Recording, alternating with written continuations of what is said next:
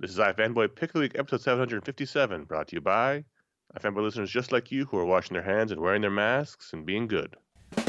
Hello, welcome to iFanboy Pick of the Week, episode 757.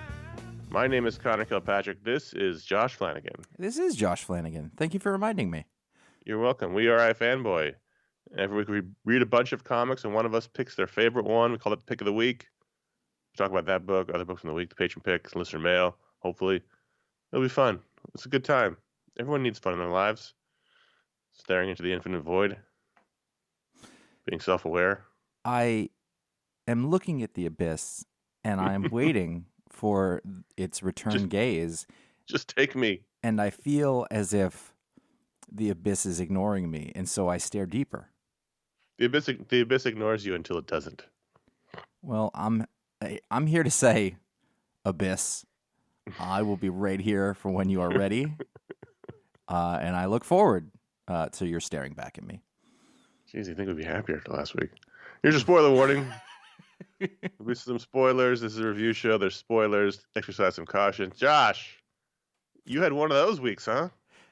Okay, so my pick is Scarenthood #1 from IDW, and I don't really have qualifications other than the fact that I've read a lot of new books this week.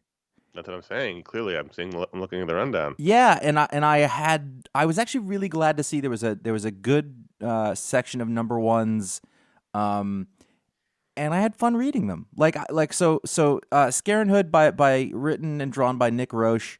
I had no idea what it was. I just said, I looked at it and I thought that's kind of, I like the art style. And it was about parents, and I thought, that's interesting. And it's British, so it's about British parents, and so it's it's got that little bit of spice of exoticism. Now, if you're listening and you're British, you're like, no, it isn't. But to us, it's just a little bit different, and so that makes it interesting to folk like me. Basically, it is. I'm trying to explain this. It is a group of parents who drop their kids off at school, and the main guy, the dad. The mom's not around for some reason, and they are alluding to it, but not really saying why. And he is dropping the kid off at daycare, and then has to go back and work for a little while, and then comes back to pick up the girl. He's all about his daughter. He really cares whether she's like a little cute 3-year-old or whatever. Yep. And they're standing outside of the daycare, and they start talking about this place where a kid disappeared under the stage. Like he crawled in there and, then he never came back. And they're like, that's ridiculous. And then one of the other guys goes, no, he was my brother.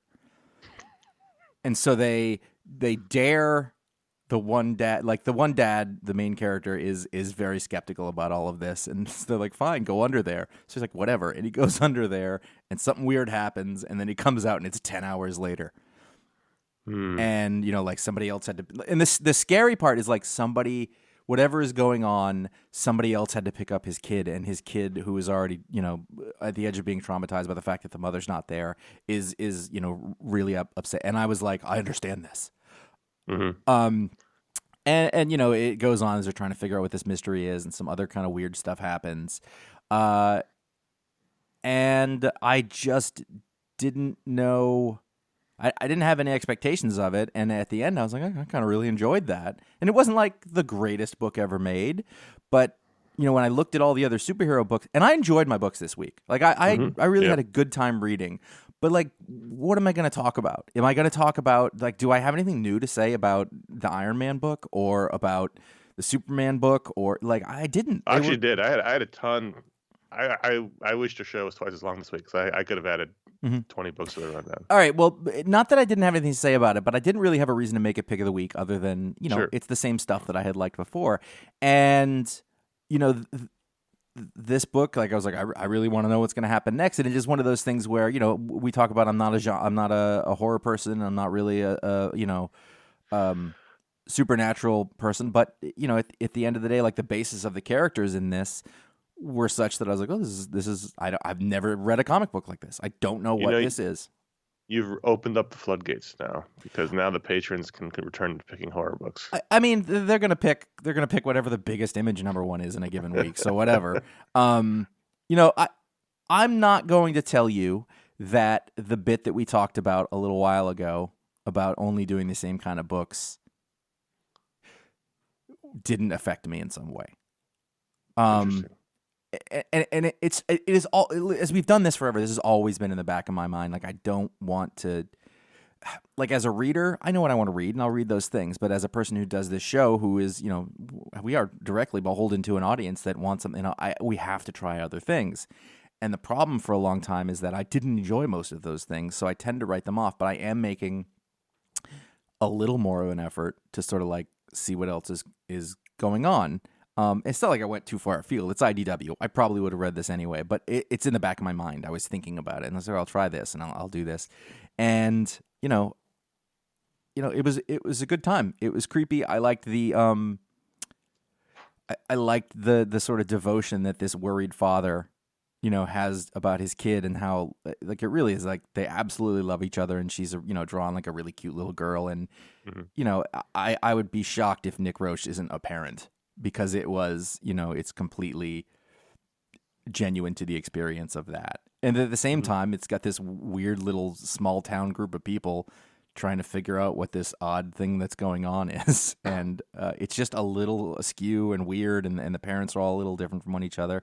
And I did not expect it. Like I said, not the greatest comic ever, but in a world where everything is sort of literally everything is repeating every single day, and it's always the same. Like any diversion in that, that you probably saw this. I had that samurai book a couple of weeks ago. Yep. Anything, it takes the tiniest thing to sort of take you out of the complete and utter, doldrums of the routines that we're all living in right now.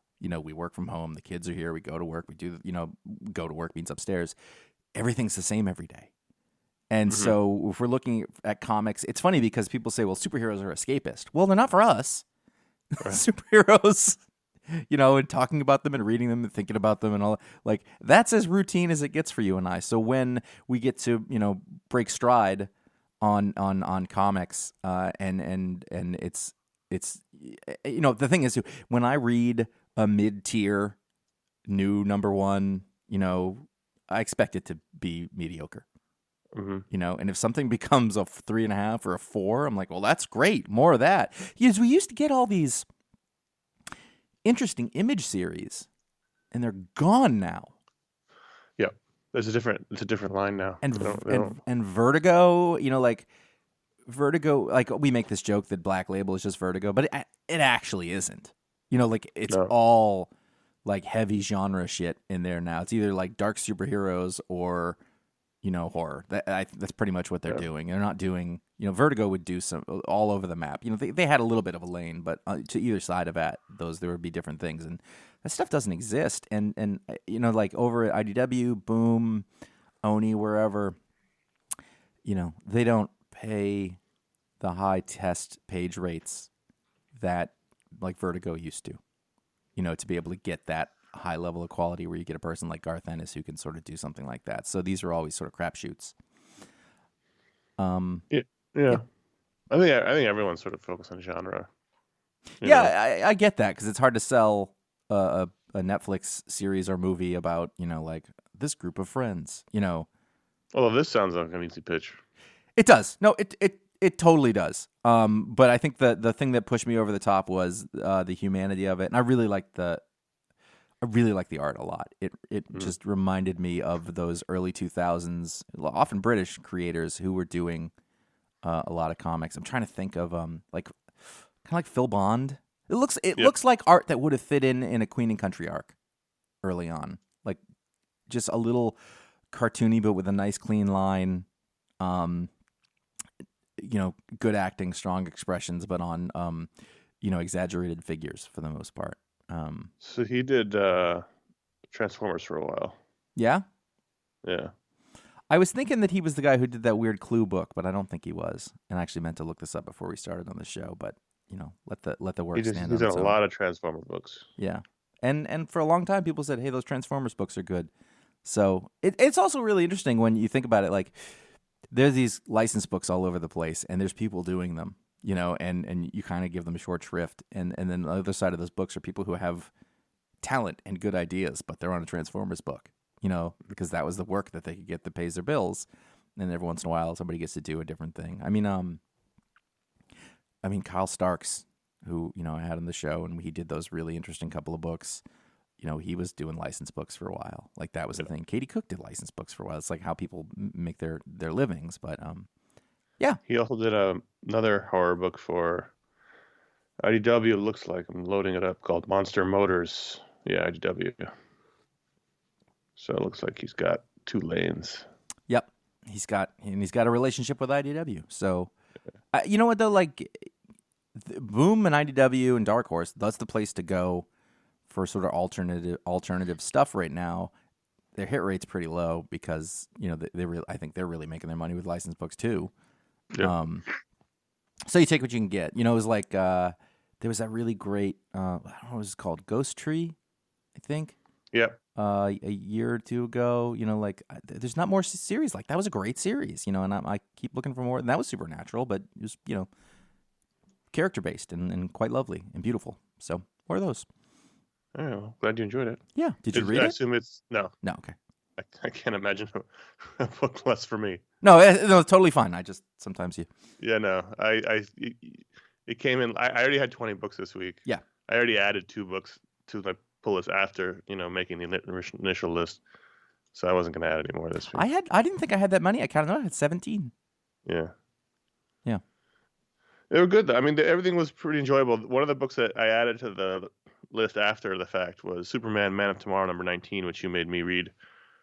Story by Dave Wielgos. Wielgos, I believe. He used to write in. There's 2 of them. They might be brothers. I'm not sure, but they used to write into the Make Comics podcast, so I remember the name. And then this one was an editor, DC, and he's been doing more of these stories and these books. And Jorge Corona on art, Matt Lopez, Clayton Cowles, and yeah, I mean, this was really great, and also looked terrific. I mean, yeah. There were 2 DC books this week. We're going to talk about both that had really different and unusual art than you would expect from a DC book, and this was one of them. Granted, it was a digital first book, but still. Digital first book, but it was done in the straight upright comic book page style. It's not like the sideways cut in half page. And it was just, I mean, really this format of the Man of Tomorrow books and is it Gotham Knight, whatever these ones, they do the Batman, Superman. They should do a bunch of them now. They're not all hits, but they're sort of like little short story anthologies. Yep. And they're really, they can be really interesting. Like I check them, I don't read all of them, but I check them out every time one comes out to just see like, is this going to be something kind of cool? And I basically saw the art on this immediately. I was like, oh, that's really fun. So what you've got is Batman and Superman are Batman. Superman has called up Batman to give him a dressing down at the satellite, and then they're attacked by like all of the alternate world versions of themselves. So there's Ultraman from, is it Earth 2? Is that who they are? I think he's Earth 3.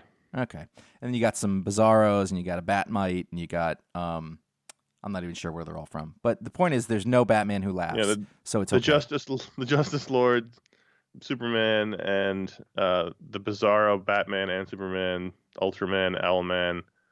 And I guess is that evil Batmite? I don't know who the little ones are. The little baby ones. But they get attacked by all the multiverse bad versions of themselves. And then it becomes a fun switch where Superman fights all the Batman villains and Batman fights all the Superman villains. And it was a really fun story. But man, this Jorge Corona art was great. Oh yeah. I mean, everybody was just Superman's like this bruiser. He's got a giant chin, and he's got giant arms, and he looks like a circus strong man. He takes his cape off to fight them. Yeah. Hand to hand. He goes into the room with the Red Sun emulator, so he has no power, so he fights them all hand to hand. And Batman's got to deal with beating all the Supermen, but who don't get affected by kryptonite. So it was a fun little twist. I mean, it was like a blast of, one issue of fun. In fact, not even, it's 16 pages. The last 2 panels of the book would have made it one of my favorite books of the week, regardless. Oh, yeah. You're a good friend, Superman. I'm looking at it right now. I don't think I've ever actually seen that. Like, I think jokes have been made about it. I'm going to go ahead and spoil it for you, but Yeah. Batman gives Superman a hug, like after they've been through this thing, you know, and it was really like a fun, shortish story, about Batman and Superman. And when you get those right, they're good. You know, if you get that right, you get that dynamic right. You have all the fun, crazy stuff, and it isn't about a 12-issue arc. The face Superman makes when Batman hugs him is terrific. I armchair editing, I would have cut all the dialogue except for "No one will believe you" in the final panel. But yeah, I can see that. But it was just a really funny gag to end on. You're right. The dialogue that Superman says there is completely unnecessary. Yeah. But I laughed out loud when that scene happened. Yeah. Yep. So that's good because I was a really texted good you. issue. I said you need to read this, and I believe you sent me something untoward. I sent you a GIF telling you to get out. Yep. Cary Grant. Either way, I'm glad that it worked out. I had 17 books. I had 18 understand. books already. But this was great. And I don't wield my power unwisely. Yeah. This is a really fun little one shot, like what they've all been, like what Josh said. So if you are at all curious, I would check this one out. It was a really fun one. So I don't know what's going on with this next book. Yeah. So I didn't know what I read Resident Alien, Your Ride's Here, #1 from Dark Horse. I did not know what it was. I don't know who the people are. I had no idea. And apparently there was miniseries, or there was this had appeared in Dark Horse Presents, so this wasn't sort of the beginning of the story. Are you a Resident Alien person? No. Like, how did this happen? Did you trip over and find yourself holding this book? It's a #1. I said, you know what? And I looked at the cover and I thought, that's not offensive. I thought, I'll take a look. And what I actually thought that I would do is read, 3 or 4 pages and go, no, this is terrible. Mm-hmm. So we appear to be in a small town. So a FedEx man is shot by a sniper on the first page. And then you see the cops trying to deal with it. And it's, some small town cop in this thing that hasn't happened.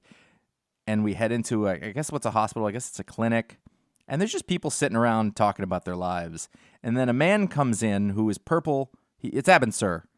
Abin Sur comes in, and they talk to him like he's a regular guy. He's gone on a trip to New York, and he's back now. And other than the fact that the book is called Resident Alien, and he looks like Abin Sur, this is literally just a bunch of people in a small town. And for whatever reason, and it was not, they didn't explain it, which I didn't know. I wasn't aware that it wasn't it wasn't the first introduction of this. And there's like dating drama and I don't know why, but I was completely like, I don't know. I want to keep reading this. It was so like subtle and low key. And I thought that the characters were, I don't know. Maybe it's because it felt like such a regular slice of actual life that I was like, oh, that's nice and romantic. Then there's some weird shit at the end where the girl has like a Native American vision quest and something's going to, there's a threat that something's going to come back and take the guy away. I don't really know, but I just thought it was really interesting that it was, we used to take those video pieces and we would put them in the cold open of our convention shows of people in costumes just doing normal stuff. Yep. It was a little like that. Like, this guy's the head doctor at a clinic, and the fact that he's an alien isn't really an issue. Like, it's there. You can tell, and I'm like, well, I want to see how this plays out. Right. Yeah. So, again, unexpected thing. I just really like the tone. If you think about how often, other books spend so much time explaining everything and talking and being over the top to sort of understand who their characters are. Like one of the dramas here is that they brought a new guy in to work at the clinic, and the nurses kind of don't like him, but he figured out a way to make them like him more. And now the alien guy, Harry, wants to make him the #2. And the town boss guy's like, well, they don't seem to like him. He's like, all right, he's working on that, but I've been working way too much. And I was just like, this is just like watching The Sims. It was like, I don't know. It really had. I liked the art. I thought it was a nice style, and I just thought the tone of it was a welcome sort of change. It was very matter of fact, but with recognizable characters, and I don't know what it is or where it's going, but I liked how it was presented. I literally had a conversation with The Sims this week. Yeah? That's weird. Yeah. I bought it like it was like on sale at the very beginning of the lockdown time. Oh, really? I bought it for like $3 or $4 or something like that. And it's I would not do that. I would buy SimCity in a heartbeat. Lindsay, my wife, has been addicted to SimCity for a while now. Like literally, I would do that in a heartbeat. iPad. But Yeah. The Sims, like, and I don't know to I know. it's a Sims conversation, but like, I don't need to clean a virtual house when my own real house needs to be Listen, cleaned. I'm still in the tutorial. I tried to move out of it, and I was like, nope, going back into the tutorial. Did you play it originally? Yeah. Oh, yeah. No, you and I think I started, and then you were like, we both were at the So same long time. ago. And we both I think we both started and quit independently of each other and then realized it after the fact. And we quit for the same reason. I literally had a moment, and I still remember it vividly, where I was stressed about doing my virtual laundry, looked over on my bed, saw real laundry needing to be done, and I was like, what am I doing? Yeah. And turned it off and never turned it back on again. Yeah. Anyway, Detective Comics 1030. This is the other book this week that had really fun and unusual art. This is written by Peter J. Tomasi's art by Bilquis Evely. Name I've never heard. I think I would have remembered that name. Colors by Matt Lopes, who also colors Superman Man Tomorrow, and letters by Rob Lee. And this issue is actually a good primer issue if you're thinking about jumping back onto Detective Comics. It is recapping things that have come before and then sort of setting up what's to come with this story arc that Peter J. Tomasi is doing, in which a cop lost his eye in a fight as collateral damage in a fight between Batman and Joker. And this happened in Detective Comics 1027, the big anniversary issue. And so now he's running for mayor on an anti-vigilante platform, but very clearly he's also this villain called, I think, the Mirror. It's kind of dumb, but this issue looked incredible. It had this weird, like, indie retro, somewhat early Tim Sale vibe to it, and I started reading and I was like, what is going on here? And what, it's just such an unusual Batman Detective Comics style to they don't really experiment on those books with different kind of artists. So I was very surprised. They used to. I feel like I've met a lot of good artists through there. Detective definitely more than Batman. Yes. You're probably not going to see this. I mean, well, other than when Tom King's writing it and bringing in unusual artists on, like, this is where you saw Jock on Batman, Detective Comics, not Batman. But you also find out in this issue that Alfred is only 22 years older than Bruce. He's pretty young to get in the Butler game. Yeah, they're looking at a file, and it's Bruce it's Bruce Wayne age 13 and Alfred Pennyworth at age 35. So if adult Batman is in his early 30s, that would make Alfred in his early 50s. Do you think that adult Batman is still in his early 30s? I think they tried to make him younger for the 52, but I think they just fell right back into him being 33. I think he's mid to late 30s. He's like astronaut age. It depends. I mean, it was always Superman was 29 and Batman was 33. That was always sort of the unofficial number. Now I'm not saying they adhere to that, but that was always the DC Comics. I mean, obviously, like, they should not lock it down. Like, they should not do that. But like, what is it you see in your head? I see him early 30s. Really? For sure, yeah. I feel like he's too self-possessed for that. Oh, he's been self-possessed since he was 8. That's a good point. Otherwise, he's got. I mean, like, he's got injuries. I think the late 50s. How old do you think he is in The Dark Knight Returns? Did they say? He's like 55 or something. Okay, yeah, that makes sense. Yeah. I think that's about right. I just like the idea that he's. I guess I'm just projecting, really, but I like the idea that he's just past the point where it's starting to get a little hard, but he sort of pushes through it. Like, I always love the idea of, like, he's not compromised when he is out doing things, but like there's a moment when he comes home and he sits down and he just goes, ugh. And it's just a little harder than it used to be. Like, I always think of him at that threshold, that precipice. I think of Superman in the same way too, because try as you might is to keep them in a certain age, like, they've been around forever. So in my mind, I'm ascribing a lot of experience to them both, which you could not get over a certain period of time, I guess. That's what they're trying to get rid of, like, de-aging. Yeah. But I was looking at They can be whatever age you want them to be. That's That's true. the beauty of it. I was looking at a list of the Apollo astronauts because I Mhm. wasn't sure who was still. You and I were talking. I wasn't sure who was still alive. But what I noticed is that when pretty much everyone who went to the moon was like 37 to 41.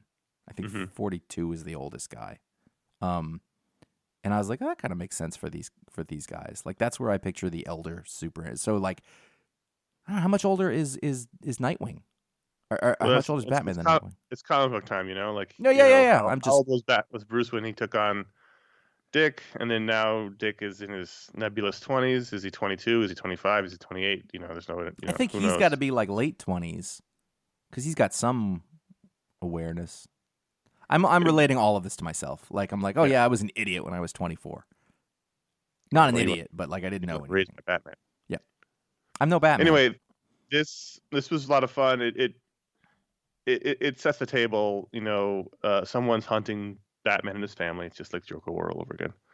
And Robin has quit, so he's remembering all that in case you're someone who doesn't read Teen Titans because you don't know what happened. So this is sort of recapping it for the Batman readers that Damian quit the job, and so there's a meeting of the Bat family minus Damian, minus Tim, minus Stephanie on the roof of a building, and they all realize it's a trap. Meanwhile, Robin is investigating something, and that's where he sees the file about Bruce being 13 and Alfred being 35.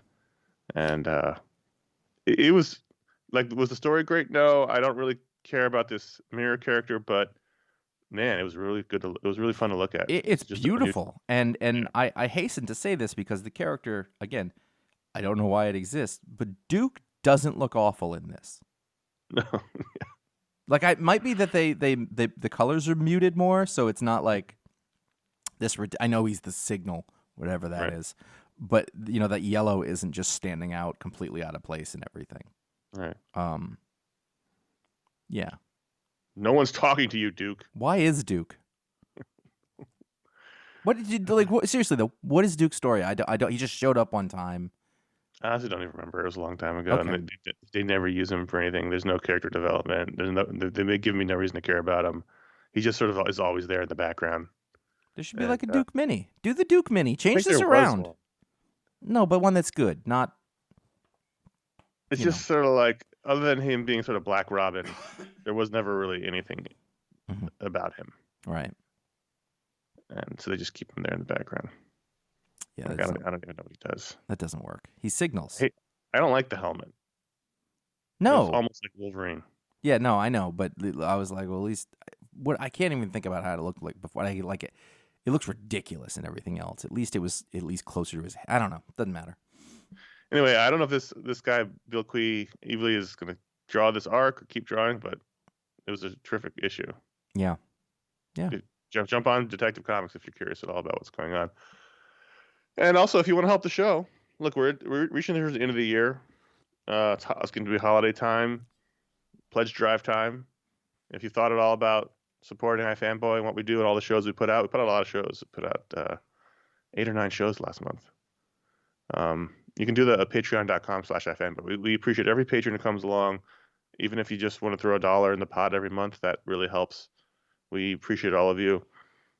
And you're the ones who unlock all the new shows, all the content, all the shows we do, the Media Explode show, the Book Explode show, the Talk Explode show. All those shows come out of the patrons' support, and we thank you. The next stretch goal, the next show would be a G.I. Joe show for the animated series. We did that over the course of the lockdown when there were no new comics. People of a certain age really enjoyed it. So if you're of a certain age and you think you might enjoy a show about the G.I. Joe animated series, that's the next stretch goal. And after that is the quarterly barbecue show. Josh is making ribs right now. We could be talking about that on the quarterly barbecue show. I prepared them last night. They will be grilled tonight. I bought a large package of them, so I'm going to have extra ribs. Don't you kind of want to see how we would do a show like that in the climate we're in?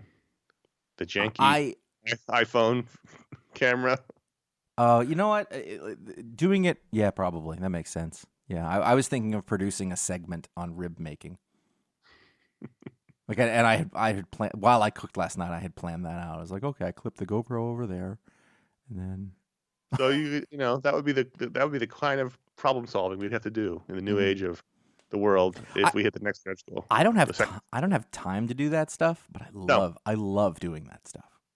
So, Like every time I look at the episodes, the iFanboy, I love video editing. It's the thing I think I am best at, and but I don't want to do it.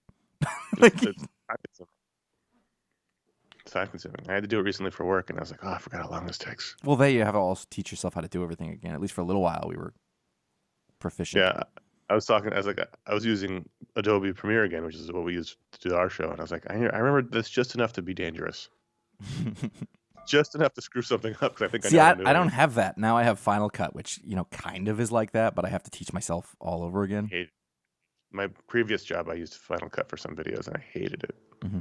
Because it was just close enough to Premiere. Yeah. But just not where I kept screwing things up because I would use the Premiere keys and it would. So you didn't hate it because it was bad. It's just because it was just. No, I hated it because my brain was taught on one thing and it was just close enough to not be as quickly as I could. Anyway. That's my only problem with an Android phone.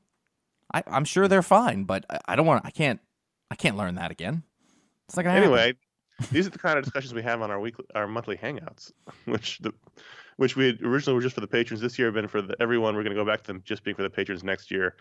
But there's all kinds of benefits to being a patron, including the voting on the patron pick and also doing the hangouts. And we have our Discord people and our Facebook people and our different groups, and they are at war currently. And it's fun. It's a good community, good people. All that happens at patreon.com/iFanboy. T-shirts, iFanboy.threadless.com, 8 designs. Listen, holidays are coming up. You want to get your grandmother a Nothing Makes Sense, Nothing Matters shirt or Stay Home and Read Comics shirt. She would appreciate that. I wore both those shirts this week. They're fine shirts. They're good shirts. So those are over at iFanboy.threadless.com. iFanboy logo, Herm, Pick the Podcast, ratings. If one is Electro, GDAT, Nothing Makes Sense, Nothing Matters. Stay Home and Read Comics. We didn't do another new one this year. Listen, life was consumed by 2 things. Nothing Makes Sense, Nothing Matters, and Stay Home and Read Comics. So that's sort of what we just left it as for now. But as soon as a new shirt idea comes our way, we'll put it up there. And also, there are all kinds of merchandise, not just shirts. But if you want to help us out directly, iFanboy.com/support. As the year comes to the end, if you want to just throw a couple of dollars in the tip jar, we always appreciate that. If you don't want to be a patron, that's totally fine. And iFanboy.com/Amazon for all your Booksplode needs and all your holiday shopping. It's holiday shopping time. We appreciate all the help we get through all the various means to keep the show going, keeps the bills paid, and we do appreciate it. Thank you very much. Again, another new book, Dungeons and Dragons at the Spine of the World #1 by Amy Garcia and AJ Mendez. I feel like I've seen those names before, but I've seen Amy Garcia's name for sure. Yeah. AJ Mendez used to host Extra. I don't even know if that's a joke. It is a joke. Mendez? AC Slater? Yeah. He hosted one of those, right? He still does, I think. Okay. I wouldn't know. I again, in sort of like, what am I going to read this? Because it seemed like it was going to be a really light week for me, and I apparently just added a bunch of things on, and so I saw a Dungeons and Dragons book that was #1, and I thought, well, that could be all right, and it was all right. Is this IDW? Yeah, IDW, and it really is like, there's a thing that happens at the beginning where a bunch of people are killed, and there's one survivor, and then a giant comes out of the woods and picks up the guy who's like a wizard, and then they go into town and they meet a scout, and they form a group and they go on a quest together. It's 100% by the numbers, but it looked pretty good, and it was fun. I might keep reading it. It's just short of being too routine, but it's also so routine in a way that it was kind of comforting. I have no problem with the Dungeons and Dragons book. Yeah. I mean, it's basically Lord of the Rings, but slightly different. But when I was a kid, this was like my favorite genre. Was this sort of swords and sorcery dragon? Did you ever play Hero Quest? Was that I never played any of them. I played one game of Dungeons and Dragons in my life, and I've never been. Hero Quest. I think it was called Hero Quest. It was a board game, but it was basically the same thing. You could be a barbarian, or you could be a wizard, or you could be a thief, and it was basically like Dungeons and Dragons, but in board game form. I should get onto one of those virtual Dungeons and Dragons games with people and learn how.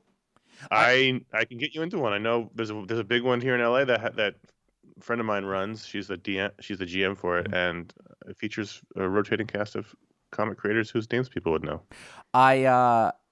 I'm not experienced, however. I can tell you what That's okay. happened was somebody bought me They're not going to bully you at Dungeons and Dragons. I That's the know. last place you're going to get bullied. They Glendorf somebody bought me the big the book, the manual at some point, and I read it. Like I just read it like you would read a book.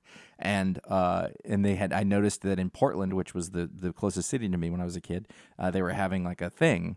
And I went Portland, Maine, yeah. I signed up and I went. I was like 12, and I got like in one of the beginner games, and it starts, and the DM at the end of the table, like went into character real hard, and I couldn't handle it. I was like, oh, this isn't for me. You know what I mean? Yeah. Like, I'm sure there are games where it is for me, but that one was too. And like he stared at me. You're like. I think there's various degrees of Dungeons and Dragons. Like this one, I believe is more casual. Our buddy Jeff Canada hosts a show on the Caffeine streaming network called Dungeon Run, which is they're all in character because they're all like LA actors, and it's great. But I don't think they're all like that. Yeah, I think that. I never played like full on campaigns. I think I played a couple of times as a kid, and then my friends and I played Star Wars role playing game much more than we played Dungeons and Dragons, which is the same metric, the same engine of play. It's just with Star Wars characters. I think my problem is I'm very self-aware, and I kind of have to get over myself enough to do those things. But once I do, I think it'll be fun. Yeah. Hawkman. Anyway, Hawkman 29 is the final issue of a surprisingly really good series, especially towards the end. Robert Venditti, Fernando Passarin, Claire Albert, Jeremy Cox, Rob Lee again. And so, as you may recall, because this was Pick of the Week a couple issues ago, Hawkman, Hawkwoman had their final fight against their nemesis. They came back to life, no longer regenerating. Like they're no longer going to be reincarnated throughout the time. So this is their final life, and they chose to come back in the past with the Justice Society. So here they've got one more fight against one more bad guy, and maybe the same guy. That was a little unclear. Hawkman gets stabbed in the stomach. You think he's going to die because he can't. He doesn't. If he dies, he dies. And he ends up fighting back, and they beat the guy. And it was sort of your standard sort of final fight with your villain. They have a nice, sweet moment as a couple together. They fly off into the sunset, and then we have sort of like a 6 Feet Under scenario where we get to see them throughout the years with the Justice Society, fighting with the Green Lanterns, fighting in another dimension, and then all of a sudden we jump forward, and they're both old with white hair. And somehow still alive in the 40th century. So I don't know whether that's all about. I guess they lost their ability to reincarnate, maybe now they're immortal. But it was just a really sweet ending to these two characters' story. I mean, obviously they're not going away, but as their book is going away, it was a really nice ending. And I always appreciate a 6 Feet Under ending, like a sort of montage of their lives together. And I love the fact that they chose to go back, not in the quote unquote present, but they went back to the 40s with the Justice Society. That was a really smart decision. Cool. And I was really shocked by the ending. Like, whoa, what? And then, so who knows? Maybe they'll show up in Bendis's Justice Legion of Superheroes book. I have I know what I think is going to happen is that people are going to say, "You guys didn't talk about superhero books at all this week," because I'm talking about all these other books instead. And they're not going to like it if they get what they asked for. That's what I think is going to happen. Let's talk about 50-50 this week. That's fine. It's going to be different. Why do you guys hate Marvel? You watch. I don't know. I just picked that randomly. Bill and Ted Are Doomed, #3 came out. You're not, I can't imagine. No, I didn't keep reading. Oh, okay. So in the last issue, they were booked at a black metal fest in Scandinavia, where the crowd turned on them because they're false metal. And then this issue, they're sort of all going at, like all the crowd are going after them to kill them. And they find out that they're in like a town that is dedicated to black metal and death to false metal. And they're running away from the people. I assume that most Scandinavian towns are like that. Oh, sure. Yeah. Yeah. And I thought it was quite charming and fun. I think because I had watched the movie directly before I read the book before, I had a hard time squaring them. But now that I'm sort of away from that, it's ridiculous. And and it had to say my favorite joke of the week is that they are, they escape from the festival, not unlike the bus of Stillwater leaves after, as Mark Maron chases after them. Right. And then the bus breaks down, and they have to run out in the woods. And at one point, Bill says, "Run to the hills," and then Ted says, "Run for your lives," which is a very low key Iron Maiden joke. And I laughed, and it was stupid, but it was really Listen, I really dug it. They're charming. What are you gonna Yep, do? yep, it was a good time. So we had 2 Spider-Man books, The Amazing Spider-Man 52 and 52.LR this week. I think I didn't realize that. I only read one Yeah. of them. Yeah, they both came out this week. The LR book was the side character, so Doctor Strange team up with Black Cat. Oh, okay. So right. Okay. So I read 52. I just thought it was like a repackaging, like one of those director's cuts. No, the LRs are the side. Marvel used to do that shit with the dot whatever, and so they've been doing that for a while with this miniseries. It's terrible. You hate this. I hate it. Yeah. No, I didn't even realize that. But anyway, the point though is that I have tried to hang on through this, and I think I can't do it anymore. This will be the last one of these until you tell me to go back and read it, because it was so good for such a long time. And yeah. And like the last few, I was like, I don't know. And then as we get into this part where you've got the kindred and everything is sort of dreamy, and it's no. Oh, so you may not know. You may not know a lot of things because it was in the LR books, I believe, where it was revealed that it's Harry. They said no. They had said that earlier. I saw that. I knew everyone that. assumed it. It was like the most easily assumed thing that's been going on lately. But and I think that's where it was the big reveal. I think was in one of the LR books. All the Spider-Man friends are gross monsters with disgusting mouths. That's over now. Yeah. And it's no fun.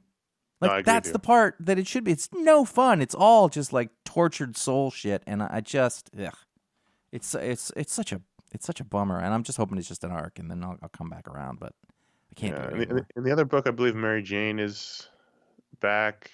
That happened in this one. I don't know. I read them back to back. She takes a cab, and the new Mary Jane doesn't go check on Peter. She goes and gets food. I was like, oh, so she's inconsiderate now? Well, she's a movie star, so obviously. I mean, I will say that I was really bummed when Ryan Otley left, but I think Patrick Gleason is terrific.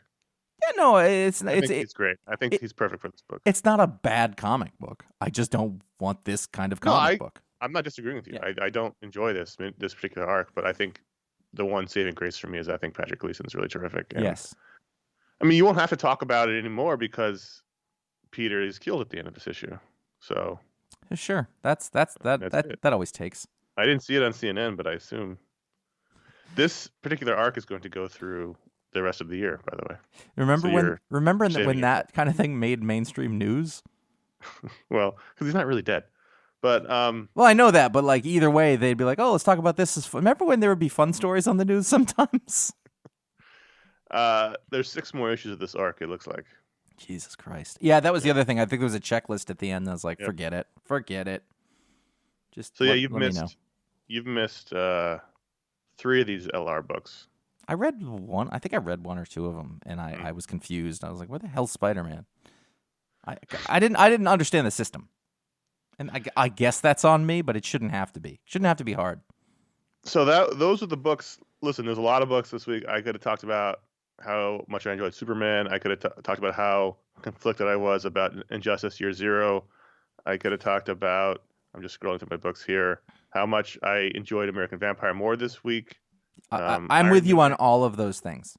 Everything you just said. Flash is like this really strangely solid superhero story that is so low stakes that it's almost alien in the modern age. So there's a lot to talk about, but we can't talk about it all. We have a format. We have a producer that yells at us if we go over the time. So let's talk about the patron pick. Taskmaster #1 from Marvel Comics was the patron pick. Patreon's over at patreon.com/iFanboy. We mentioned you guys earlier, and every single patron can vote to add a book to the rundown. Any level you give gives you access to the voting mechanism. And this issue was written by Jed McKay, and art by Alessandro Vitti, with colors by Guru EFX and Joe Lasagna. Is that Caramagna? Yep. Is the letterer. I can't make those jokes because Ron's not here. Joey Lasagna. I guarantee you somebody calls him Joey Lasagna. Well, he's from Jersey, right? I mean, he wouldn't be offended by that. Although he'd rather be called Joey Donuts. So, well, that's fine too. Oh, donuts. That's a good mob Um, name. Taskmaster, number one. We make a lot of Taskmaster jokes on the show because A, he's got a fun power set, Mm-hmm. and B, he has one of the all-time great, dumb, awesome costumes. And that's the key. Like, it's dumb. Like, it's really like a mishmash of everything that people thought was cool about costumes in 1971. And the thing is, so I saw this coming out. Jed McKay, I believe, wrote Black Cat. He wrote one of those books. Yes. That was one of those fringe books. And again, we talked about this last week. Marvel's strength is on the fringe. It's on the fringe books. It's on the smaller characters. Which that's what it was originally. It was like, hey, how about superheroes with real problems? Like, they were fringe characters, and then they changed into icons. But that was the deal. And so I'm finding most of my enjoyment there. Not all of it, but most of it. So here, question for you: were you going to read this book without the patron pick? I definitely would have read this book without the patron. Yeah, pick. I'd actually, in fact, already read it before the patrons picked it. So the conceit here is, first of all, I love the opening scene where there's a 4th annual mafia celebrity doubles Magia in New Jersey. Well, yeah, it's the mafia in New Jersey, and I like the idea that they hire supervillain ringers. So one guy's got Bullseye, and the other guy's got Taskmaster, who's been watching Tiger Woods videos and Jack Nicklaus videos. And that was just a funny joke.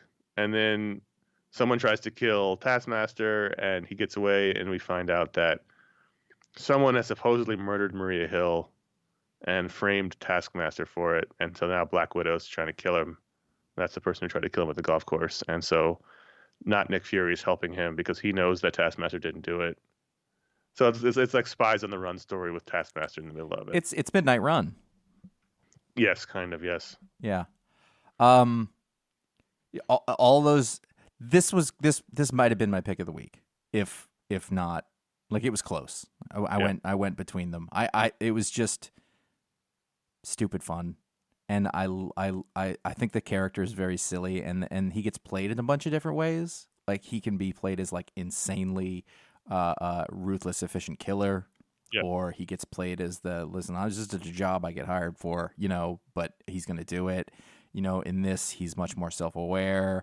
And I thought there was a lot of really good dialogue and sort of funny jokes at one point. Like, Jed McKay's good. Yeah, no, it's yeah. Terrific.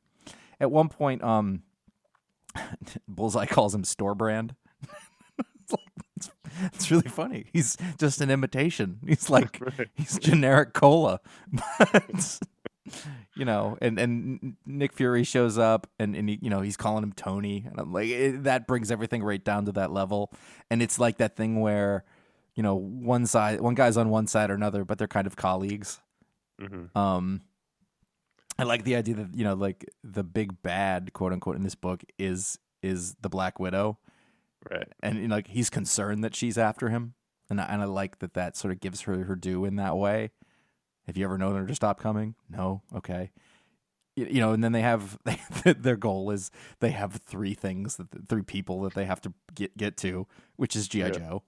I mean, it's every cliche that is great about 80s superhero stories, and done really well. Yes.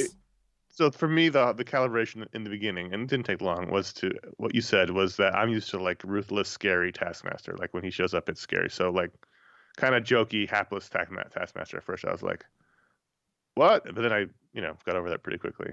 Yeah. So that was the only thing I had to recalibrate. Otherwise, I really enjoyed this issue. Yeah, it was fun. It's a ton of fun. Like, the art was perfect for it. I don't know if I would have loved this art on. No. Like, if the art was trying to be, it was on a really serious book, I would think it would be overblown. But the fact that it's a little goofy, I think it works really well with this. Yeah. I didn't love it. I think there's a couple of weird faces, but it worked for what it needed to do. You're right. Like, if this was on like Captain America, I wouldn't like it. Right. But it works here. It's gonna be a fish out of water story, and it's oddly like the guy's super competent. He can do whatever anybody else does if he sees it. Although they've added levels to it here. Like, can you do their body language? Well, for this kind of thing, I'd have to see them in person and not video. And I was like, well, that's a really interesting little bit. You know, and if you look at the cover, also, like, he has facial expressions under the skull. Like, when he hears it's the Black Widow, his face is like, oh! You know, like it's which is silly, which is letting us be silly. The cover for the next issue has, is that Hyperion? I think so, Squadron from Supreme the, guy. You know, he's holding him by the neck way up in the air. You know, guy's in over his head. You know, this guy who's super competent, you know, he's going to find the level of being, and that turns it into like an action comedy.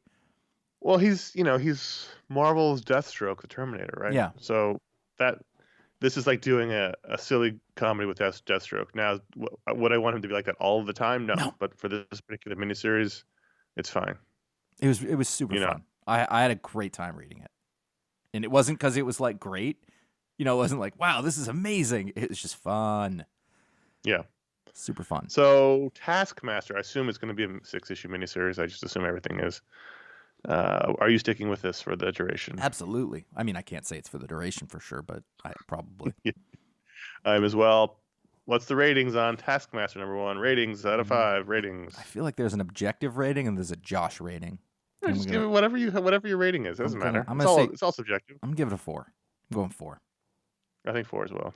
Yeah. It was super fun. There you go. Patreon.com/iFanboy. That's where you can go to vote to add a book to the rundown. Every patron can vote, but if you give it the $5 or higher level, you get your own patron power live on the show, like these two. Jonathan Sturm, and his friend Drang, always has an appropriate and impressive quotation for a given situation. Okay. So, hey, we've got to pay this bill. Well, I believe it was Samuel Johnson who said. And then he would like, it's impressive, you know. He will like, well, it was Proust, I believe, who spoke that.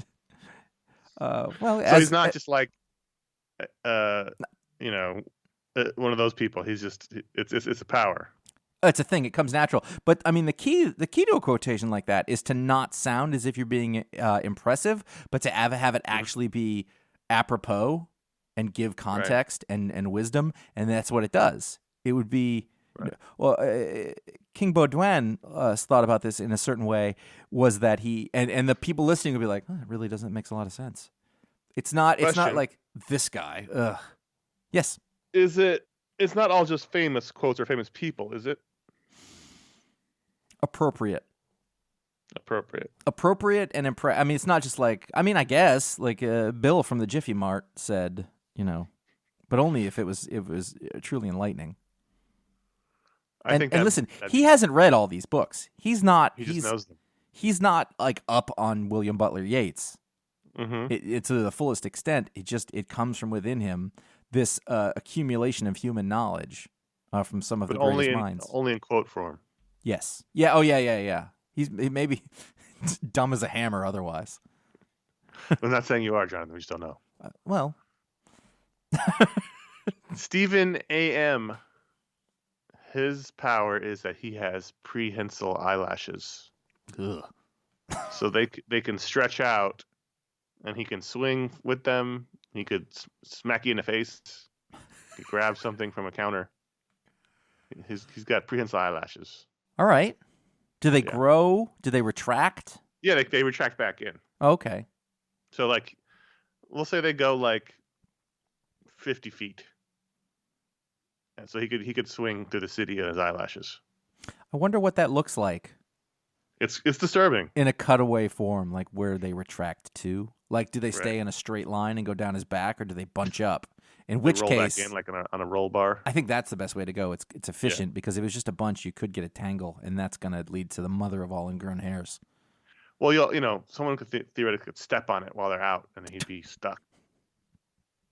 And the thing is, they look fine, but they're strong. Let me ask you this: what kind of sound do they make when they're coming in and out? Is there a slurpy kind? Because there's moisture involved with that. Yeah, especially he's been crying. Oh God. I'm a little messed up in terms of the body horror right now because I've been watching The Americans, and they're in this area where they're doing gross shit, like they fold up a lady and put her in a suitcase. And then Philip yanks a tooth out of what's her name's head, and like the sounds, and those episodes are back to back, and the sounds of that are like they really got to us. It often is the sounds. Oh People yeah, because they don't sounds. show. Well, they did show the legs getting. Oh, Tommy Schlamme directed that tooth pulling scene.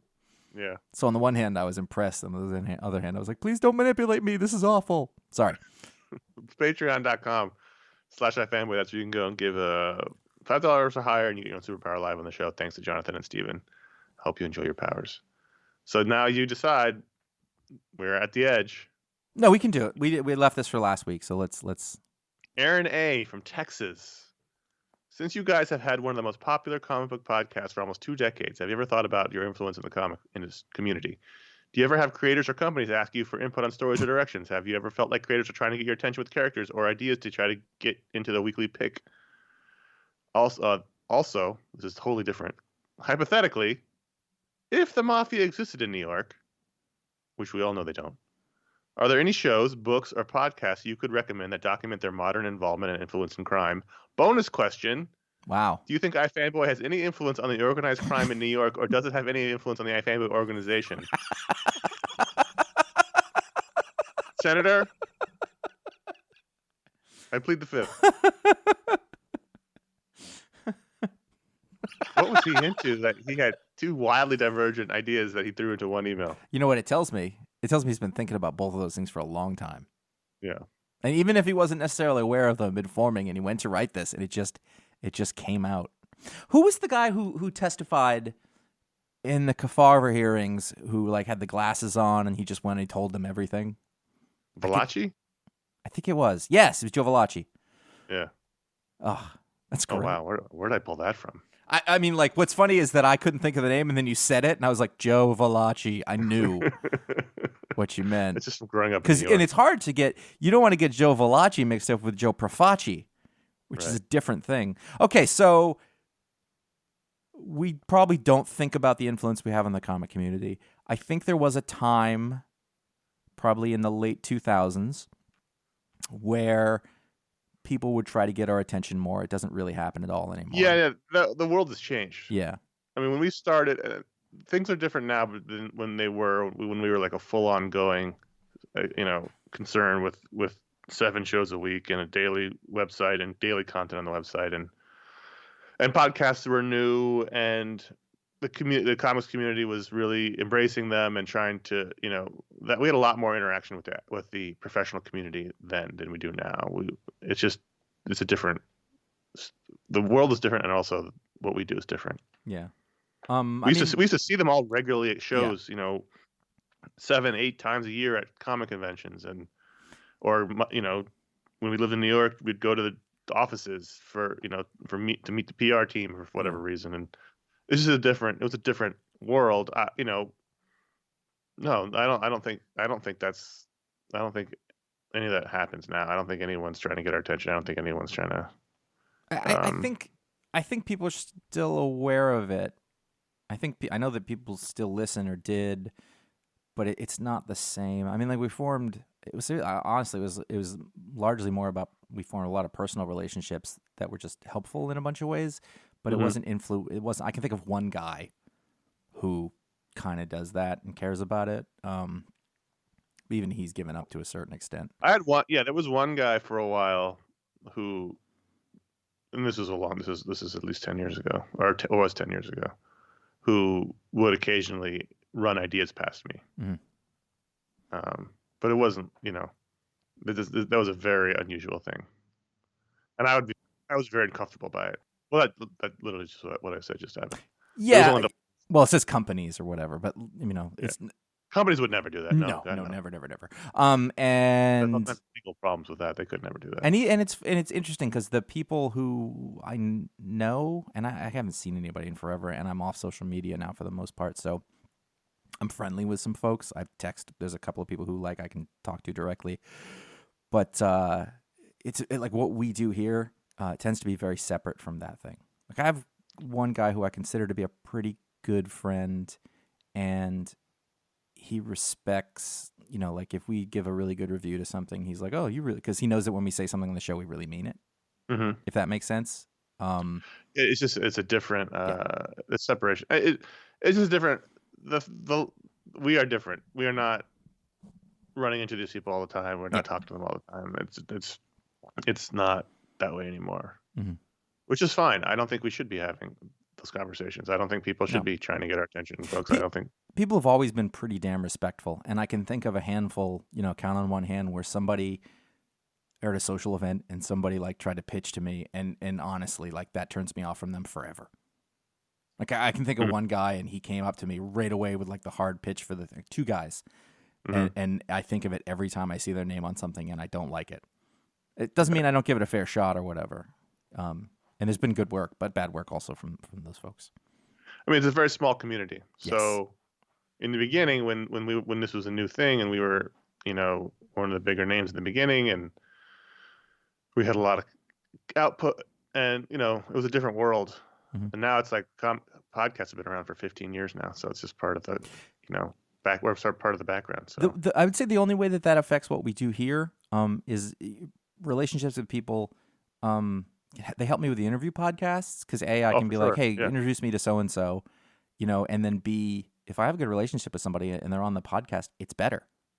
It's more I'm fun. not saying we don't have relationships. I'm just saying no one's trying to.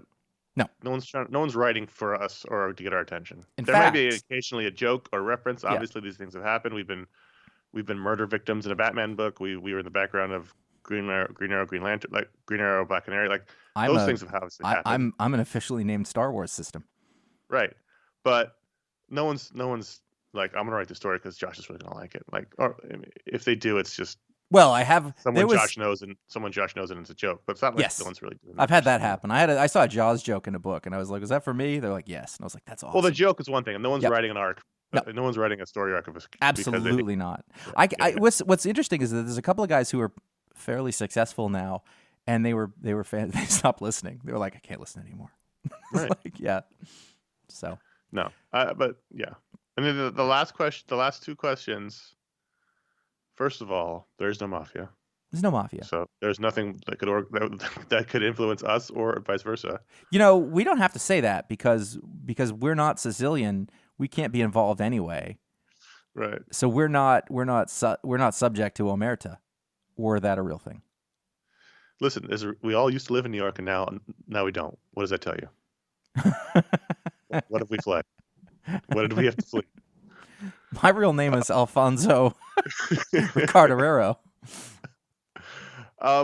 Josh is currently reading a book about the mafia. Yeah, I'm listening to an audiobook of Selwyn Rabb's 5 Families, which is very in-depth, and it sort of goes through the whole history of the American mafia from the inception, sort of around the time of... It didn't really get going until Prohibition. And that was the juice that got... it really goes into the 5 families of New York specifically, and how the lineage of those happens and how they work and what the folks are like. It is riveting. It is totally fascinating. And you name the 5 families. I keep doing this in the middle of I'm like, okay, because they change names. So Gambino, Colombo, Lucchese. Ooh. I can name the original 5 bosses, but now that they changed from there, and then I kind of forget because my Bonanno, but okay, that stayed Bonanno. It's still Bonanno, yeah. Okay, because he left. He retired. He was forced into retirement. I always forget the 5th one. Yeah, I can't remember off the top of my head. That book's really good as an overview. I can't. What was the name of that? Is it Mafia Wars? You sent me a book. Mafia War, yeah. Mafia War. Wars? I will look it up before the end of the show so we can say it. But it's about the garbage carting industry, which sounds like the most uninteresting thing on earth, by the way. But it's about it's one of the things that brought them down temporarily. Yeah, or at least took them down a notch. Was the carting, losing the carting? Yeah, but even so, like. The idea of what the influence of these people is on the everyday lives of New Yorkers, and then also how that expands out, and this is a very specific thing, is garbage carting, and I had no idea how invasive Takedown. Takedown. Yes, the book is called The Fall of the Takedown. Last Mafia Empire. There you go. Written by the undercover cop who Yep. got involved in that situation. That was a great book. Yeah, and boy, I mean, like all the ways that it has infiltrated and affected and cost just regular people all over the place is really fascinating. And as you like in Five Families, there's all these people who show up who are still in our lives today. You know, like Giuliani, you know, comes from those investigations and to see what has happened to him in that period. He made his bones. Robert Mueller is in through there. Like you see Anthony Quinn and Mickey Rourke came and sat in the galley for John Gotti's trial on his side to support. Like it's all these crazy things. Oh, I still remember when I was in high school in Queens when he was on trial. Mm-hmm. And we talked about it in one class. I don't remember. It was probably like history class or government class or whatever. And I still remember this one girl named Holly, super Queens, super nice, super Queens. Mm-hmm. He's just a nice man. I don't know why they're bothering him. Yep. It's just like, and me not being from Queens, but going to high school in Queens, I was like, whoa. Yeah. All right. This is where we are. Bonanno, Colombo, Gambino, Genovese, Lucchese. Genovese. There it is. Yeah, and I learned a ton about it, so I'm sort of knee deep in that right now, and it's really interesting. You know what? I actually just watched The Irishman again. I've had that. By the way, I've had that book on my shelf for a while. It keeps taunting me. I sent you one of those books. I think you sent me this one. Okay. Yeah. And it's because we talked about Goodfellas a lot, and actually in the Goodfellas Minute podcast, we really talk about a lot of this stuff. So that yeah. By the way, if you are interested at all in this conversation, Aaron or anyone else, and you're interested in the mafia, we did a whole podcast called Goodfellas Minute, in which we talked about Goodfellas 1 minute at a time, and a lot of the mafia history because it was all based on real life, supposedly. Anyway, Goodfellas is a very good idea about sort of the street level mafia, how it works, what those guys are like, what it is. I mean, it's dramatized. And then The Irishman is sort of a top-down sort of thing, like how it works at governmental and systemized and large levels. Yeah. In fact, in many ways, it's a better movie in that way, and sort of teaching you how those things, because all of it was real. Like all those people are real. The murder of Joe Gallo, all that stuff. Yeah. Anyway, I want to go back to Sparks Steakhouse is what I'm getting at.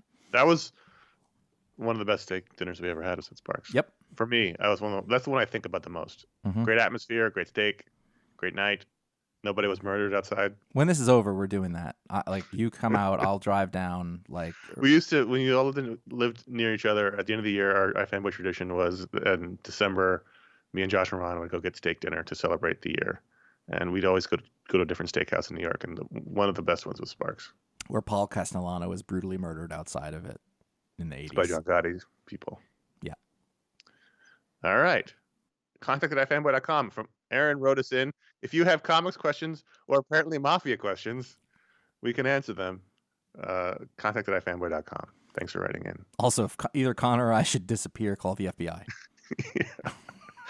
We've said too much. Did you know that like nobody even acknowledged it was a real thing until the 70s? And then nobody even did anything until the 80s. That is amazing. That's the joke. There's no mafia. Oh my God. I hadn't realized that was actually true. Yes. And that's completely J. Edgar Hoover's fault. Yeah. It was a whole thing. Anyway, actually the Kennedys tried to do something about it. And then Robert Kennedy tried to get him, and that's, did they murder his brother? Mm-hmm. Salvatore, what's his name? The Miami guy? It was the Trafficante, guy. Salvatore Trafficante Jr. Trafficante and the guy in Chicago. Sam Giancana, who was dating a girl at the same time that Kennedy was. Yep. Same girl. Okay. Talk about pressure. Yeah. Talk about ego. Yeah. Are we on the announcements? We're on the announcements. Okay. Yeah. Be too bad if something would happen to your podcast. There is a Booksplode that this will probably be the last time we talk about that Connor and I did on Pulp by Sean Phillips and Ed Brubaker, and it is a lovely sort of Western, but not a Western, but aged Western person, early century crime stuff. Really beautiful. One of the more unique Western stories you're going to read. Animated Brain Trust did Batman: Death in the Family. for your crowbar needs. Yep. And our last media explode was Ted Lasso and other assorted things that we talked about, but mostly the fact that Ted Lasso is the panacea that we need for a broken world right now. Can I just say that one of the most rewarding things that's happened this year is several people watched Ted Lasso based on that show. They talked about it in the Discord chat, on Facebook. We've gotten emails, several people, and they're all like, "This is the best," and that makes me so happy because they wouldn't have watched it otherwise. That's all I care about right now is watching. People should watch Ted Lasso. I almost started watching it again last night, but I was like, no. I got other things to watch. I've watched it twice. Well, like so 1.5 times. This is November. We're at the end of the year. It's time to talk about the holiday schedule because the people are new to the show. They may not know that there is a holiday schedule. So I believe 1, 2, 3, 4. There's only 4 more picks of the week shows for this year. 4 more. So here's what we got going on. At some point, maybe there'll be a Talksplode that Josh shows. I'm working on it. The next hangout will be November 21st. And then we have the Pick of the Week 758 on November 22nd. And then we have our Media Explode show on November 27th. And then 2 weeks of Picks of the Week, 759, 760 on November 29th and December 6th. And then our final Booksplode show of the year will come out on December 10th. We'll have our final Hangout of the year on December 12th. We'll have our final Pick of the Week of the year on December 13th. That's 3 things happening within 4 days. And then the All Media Year in Spectacular show, which will take the place of the final Media Explode show and is our traditional wrap-up show we've done since the very first year of this show, will come out on December 20th. And then we'll be off for 2 weeks. No shows again until Pick of the Week 762 comes back on January 10th. So do you expect people to take notes during this part, or I'm just saying that's in case you're wondering, that's what's going to happen the rest of the year. We take the last 2 weeks, the last week off and the first week off for a holiday time with our families, and then we come back fresh, reinvigorated and loving comics again with a huge pile of backlog. So every week we have to read for twice as long. Well, that's you. I read as they come out. You are not a man with the responsibilities that I am, my friend. I actually don't always read. I think last time it was like I took a whole week off and then I read 2 weeks. I read like piecemeal, but I usually don't catch up. Is what I do. I'm like, I'll just read a book here and there, which is very nice. But usually there's so much that by the time we start doing shows again, I still have to double up. Anyway, that's the holiday schedule. We'll keep updating it every week towards the end. But I want to make sure everyone aware of what's coming out for the rest of the year, and we'll be back and having fun. Get thee to iFanboy.com to find all of our podcasts. You can comment on the shows. You can look at all the backlog stuff. You can see every podcast we did and every article ever. I'd say, it's worth just searching Jimsky and reading what people used to get mad about before there were things to get mad about. You can find out what the pick of the week is before the show comes out by liking facebook.com/iFanboy and following @iFanboy on Twitter and @iFanboy Comics on Instagram, which also features the best of the weekend panels, etc. We are only on Instagram, Connor and myself, at this point for the time being. He is C.S. Kilpatrick, and I am J.A. Flanagan. If you were on Facebook, I didn't unfriend you. I unfriended everybody. I unfriended Facebook. So that's why. I haven't used Facebook in years other than to do the iFanboy stuff.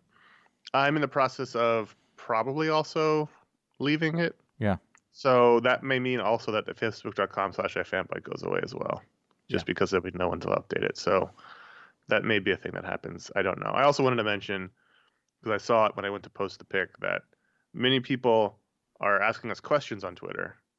And since Josh and I are not on it regularly, we don't see them. It's not that we're ignoring you, we just don't see them. So again, the best way always is to get your question answered is to email contact@ifanboy.com. I see that every day. I have an alert on my phone every time I get a new email. I see it. So we're just not on Twitter. So if you ask questions to iFanboy, we're there updating announcements, but we're not on it. So we just don't see your questions. Yeah.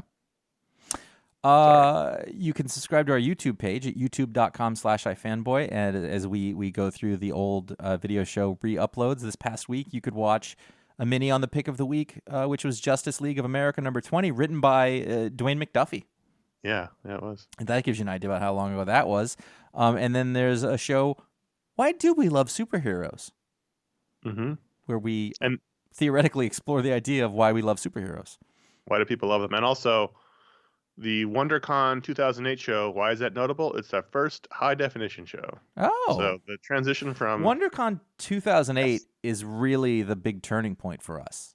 Because that was the first show I did after I quit my job and you and I were doing it full-time. Like, that was the thing.